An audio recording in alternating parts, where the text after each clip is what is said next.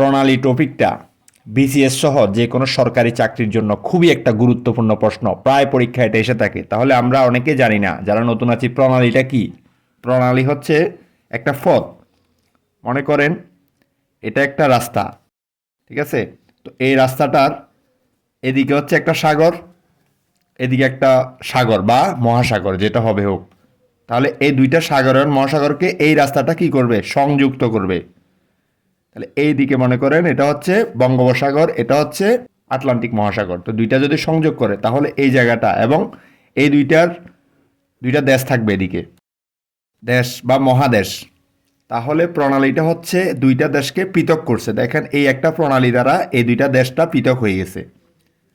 মনে করেন এটা হচ্ছে স্পেন আর এটা হচ্ছে মরক্কো, আর এদিকে আছে আপনার আটলান্টিক মহাসাগর,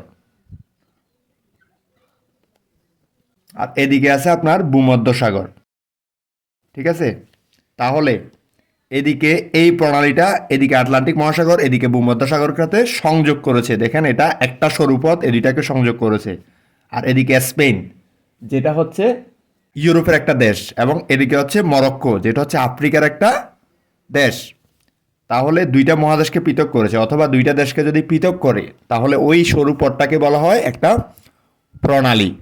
আর এই প্রণালীটার নাম দিয়েছে জিব্রাল্টার প্রণালী। বুঝে থাকলে পরবর্তী ভিডিওগুলো দেখার জন্য আপনারা সাবস্ক্রাইব করে পাশে থাকবেন।